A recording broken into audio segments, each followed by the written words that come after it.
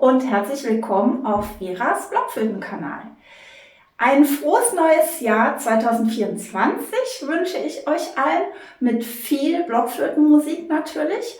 Und ich möchte mich nochmal ganz herzlich bedanken bei allen, die meinen Kanal abonniert haben, die mir treu geblieben sind und die immer meine Videos gerne schauen. Vielen Dank und natürlich freue ich mich auch über neue Abos, also vergesst nicht, meinen Kanal zu abonnieren. In meinem letzten Newsletter vor Weihnachten hatte ich euch ja gebeten, mal zu schreiben, was eure Vorsätze sind für das Blockflötenspiel, eure Ziele für das kommende Jahr. Und aus diesen Zuschriften habe ich heute mal ein paar Ideen herausgenommen. Nachher habe ich noch eine kleine Überraschung für euch zu meinem Video-Online-Kurs. Den könnt ihr nämlich mit Rabatt kaufen, also bleibt dran.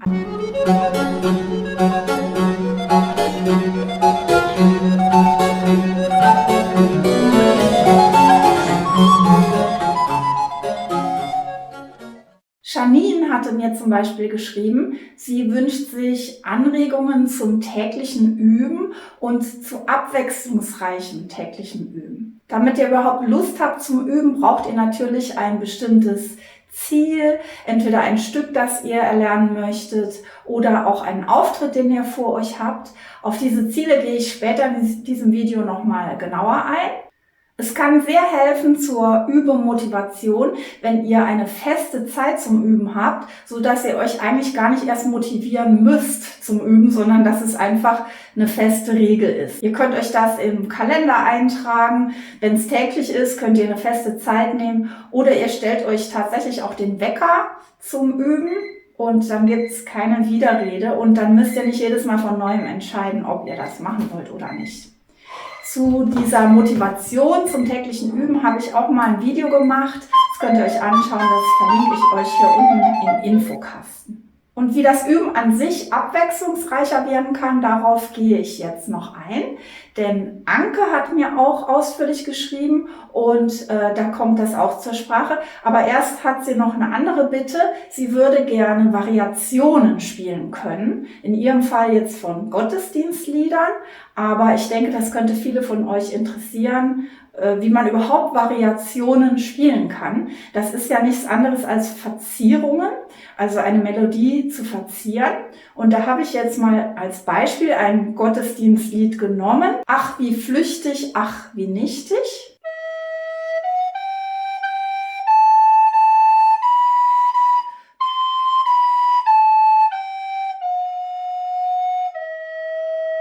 Und da habt ihr ja diese eine sehr einfache Passage drin, wo einfach nur schrittweise die Töne nach unten gehen.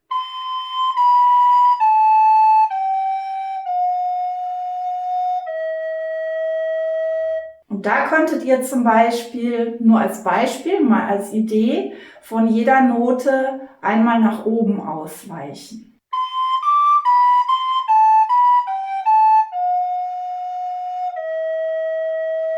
Ich mache das jetzt hier bewusst ohne Noten, damit ihr auch inspiriert werdet, sowas ohne Noten zu probieren. Erstmal mit einer ganz einfachen Tonfolge. Man könnte sich auch dafür entscheiden, das nur bei der ersten und dann bei der dritten Note zu machen. Und das könnt ihr auch mit dem Anfang von dem Lied machen.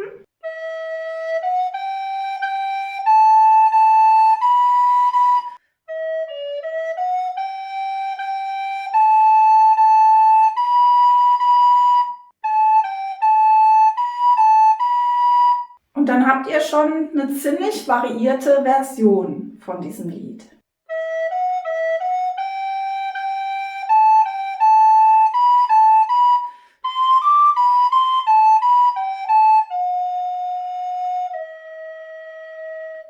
Ja, und jetzt komme ich nochmal drauf zurück, auf dieses motivierte Üben und das tägliche, möglichst tägliche oder wenigstens regelmäßige Üben. Und da hatte eben auch Anke geschrieben, sie bräuchten so eine Art Übeplan, was aber auch gut ist, um sich langfristig zu motivieren und so ein Ziel im Täglichen zu haben, aber auch auf längere Sicht, ist, wenn ihr mal so eine Art Planung macht. Also was auch Motivationstrainer einem empfehlen, damit man seine Arbeit schaffen kann.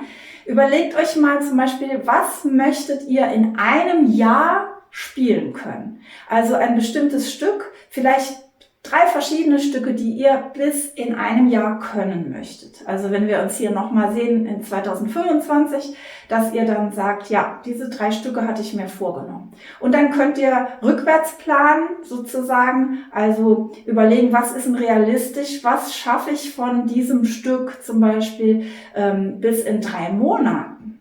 Und dann zurückrechnen auf, okay, was schaffe ich in den nächsten 3 Wochen oder den nächsten 3 Tagen. Und ich denke, das motiviert allein schon von selbst, weil es Spaß macht, sich das so zu überlegen.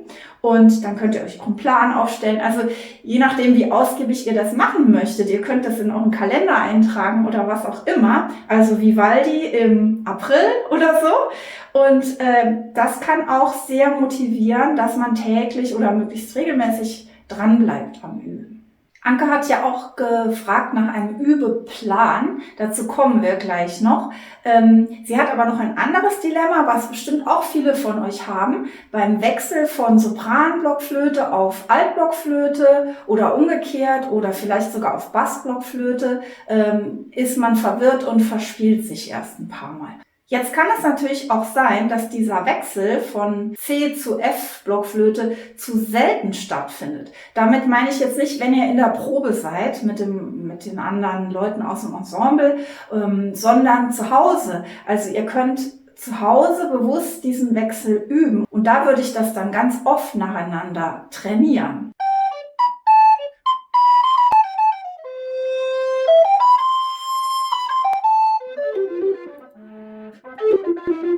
Da könnt ihr euch zum Beispiel einen Timer stellen, auch eine Stoppuhr, und dann sagt ihr, ich spiele jetzt 2 Minuten lang beispielsweise was auf Sopranblockflöte oder 1 Minute sogar nur, vielleicht auch nur kurze Passagen, nicht immer ganze Stücke, dann wird es so kompliziert, ja. Dann geht der Timer los und dann macht ihr die Altblockflöte und dann wechselt ihr ab und möglichst immer wieder andere Stücke, damit ihr jedes Mal umschalten müsst. So ein bisschen wie bei Leuten, die eine Spinnenphobie haben, die dann mit Spinnen sich treffen müssen.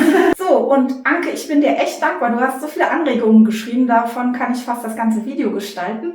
Anke hat nämlich auch noch gesagt, sie hat mehrere Flöten und es gelingt ihr nicht immer so leicht, alle Flöten eingespielt zu lassen, dass die alle regelmäßig gespielt werden. Und wenn man eine Blockflöte eine Weile gar nicht gespielt hat, muss man sie quasi von neuem einspielen, weil sich das Holz wieder an die Feuchtigkeit gewöhnen muss. Als Idee, ihr könntet es euch zur Routine machen, dass ihr immer, wenn ihr übt, ein paar wenige Minuten am Anfang auf den nicht eingespielten Flöten spielt. Und mit kurz meine ich wirklich kurz, also 1 Minute pro Flöte und vielleicht dann am nächsten Tag 2, 3, 4, 5.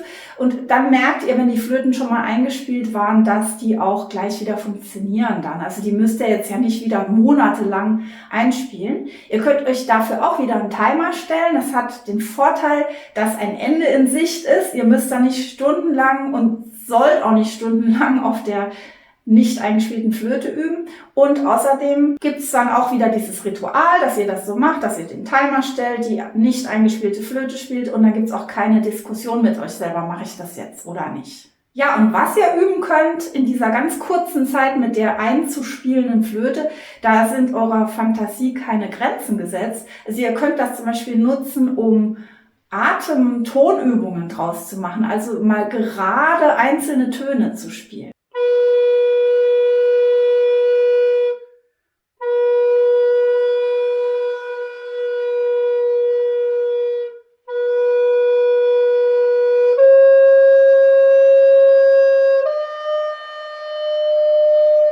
Das kommt nämlich beim normalen Üben ganz oft zu kurz. Ihr könnt Fingerübungen machen, da könnt ihr natürlich Etüden nehmen, die ihr besitzt, also irgendwelche Hefte und Noten, aber ihr könnt das auch viel einfacher selbst euch ausdenken. Kleine Variationen wieder, gar nichts Kompliziertes, es geht ja nur darum, dass ihr ein paar Töne spielt und dabei so ein bisschen eure Finger warm macht.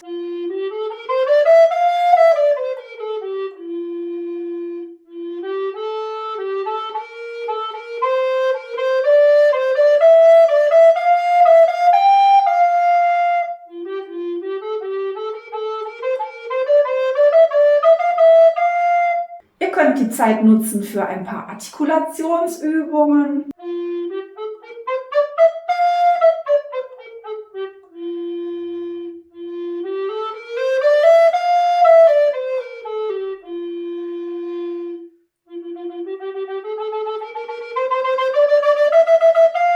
Oder die schwierige Passage, an der ihr zu knabbern habt, die könnt ihr mal in Zeitlupe spielen. Ihr könnt diese Zeit nutzen, um ein Stück mal auswendig zu probieren. Nur ein kleines Stückchen aus dem Stück. Und so Sachen, die man sonst nicht so trainiert oder macht, zum Beispiel mal vor dem Spiegel üben, damit man seine Haltung kontrollieren kann. Oder auch vom Blattspiel üben, dass man sagt, okay, mit der nicht eingespielten Flöte nehme ich mir jetzt mal einen Stapel oder ich besorge mir Noten und dann spiele ich einfach mal vom Blatt ohne Rücksicht auf Verluste 2 Minuten lang oder 4 Minuten lang. Oder was viele auch fürchten, sich mal selbst aufnehmen, mit dem Handy zum Beispiel oder mit dem Aufnahmegerät. Das ist immer erst schockierend, wenn man das noch nie gemacht hat. Oder auch die ersten paar Male denkt man, um Gottes Willen, wie klingt das? Und das einfach zu machen, dass ihr sagt, ich nehme mich einfach jeden Tag oder jedes Mal, wenn ich übe, nehme ich mich auf, die ersten paar 30 Sekunden oder so mit der Flöte, die ich einspielen will. Einfach nur, damit ihr da auch Routine bekommt. Ja, und dann hatte Anke ja auch geschrieben, sie bräuchte einen Übeplan. Wie kann ich denn im Auge behalten, an welchen wichtigen Faktoren des Blockflötenspiels ich regelmäßig arbeiten muss und dass ich das alles mit einbeziehe. Also so Sachen wie die Zwerchfellatmung, die Haltung, die Fingertechnik oder auch mal mit Metronom zu üben, mal auswendig zu üben oder mal gezielt am Rhythmus zu arbeiten. So eine Übe-Checkliste habe ich mal gemacht. Als PDF habe ich die aufgestellt. Die könnt ihr euch gratis herunterladen, wenn ihr meinen Newsletter abonniert. Und das ist auch hier unten im Infokasten verlinkt. Da seht ihr alle Punkte, die man trainieren könnte beim Blockflötenspiel. Dann müsst ihr natürlich nicht bei jedem Üben alle Punkte durchtrainieren, aber dann behaltet ihr so den Überblick und ihr könnt euch dann zum Beispiel auch noch notieren, was hat heute richtig gut geklappt, was möchte ich nächstes Mal mir vorknöpfen oder verbessern. Und wenn ihr dann Lust habt, dann druckt ihr euch das mehrmals aus und macht immer eure Notizen und hebt euch das auf, dann könnt ihr auch im Verlauf der Zeit sehen, was ihr alles gemacht habt, woran ihr gearbeitet habt und was ihr geschafft habt. In meinem Video-Online-Kurs Blockflöte Next Level könnt ihr unter meiner fachkundigen Anleitung ganz gezielt zu jeder Tages- und Nachtzeit arbeiten an eurem Atem, eurer Haltung, eurer Artikulation und eurer musikalischen Gestaltung.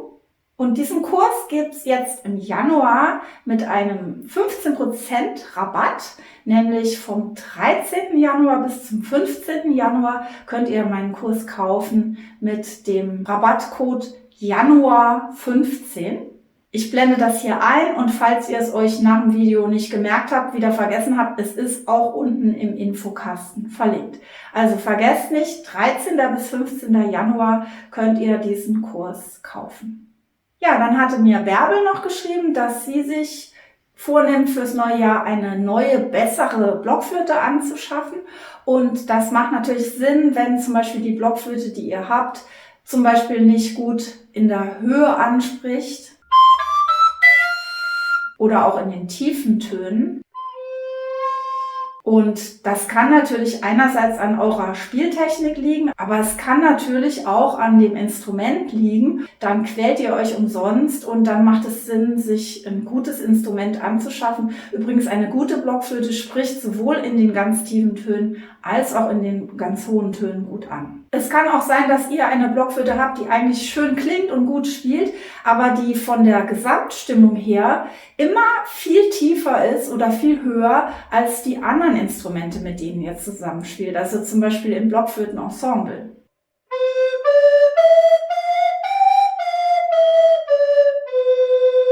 Und wenn der Unterschied so krass ist, dass ihr es durch Blastechnik oder durch Rausziehen nicht korrigieren könnt, dann habt ihr da ewig einen Punkt, wo ihr euch rumquält. Und da macht es vielleicht Sinn, entweder nach einer neuen Blockflöte zu schauen oder vielleicht mal beim Blockflötenbauer auch zu fragen, ob man da was machen kann mit einem Ring, den man hier innen einsetzt. wodurch man auch nochmal die Grundstimmung der Blockflöte verändern kann. Vielleicht auch mal eine Anregung, um das im neuen Jahr anzugehen. Genauso wie irgendwelche Reparaturen, die ihr mal anfragen müsstet bei eurer Flötenfirma, wo ihr vielleicht nicht so zufrieden seid mit eurer Blockflöte. Und Blockflöten müssen ja von Zeit zu Zeit überholt und nachgearbeitet werden. Ist vielleicht auch was ihr im neuen Jahr mal angehen könnt. Ja, dann habe ich selbst noch einen bescheidenen Punkt, einen Vorschlag für euch als Vorsatz fürs neue Jahr. Möglicherweise spielt ihr bisher nur C-Blockflöte, also Sopran und Tenor, und könntet euch ja mal vornehmen, endlich mal mit der Altblockflöte anzufangen. Das ist einfach das Instrument mit mehr Repertoiremöglichkeiten. Es gibt da viel mehr Stücke dafür. Muss man natürlich nicht machen, aber vielleicht ist das noch eine Idee. Oder überhaupt mit dem Blockflötenspiel anzufangen. Und das ist natürlich immer eine gute Idee. Falls euch das Video gefallen hat, freue ich mich sehr über einen Daumen hoch und verabschiede mich jetzt und freue mich auf euch beim nächsten Mal auf Veras Blockflötenkanal. Bis dahin. Tschüss.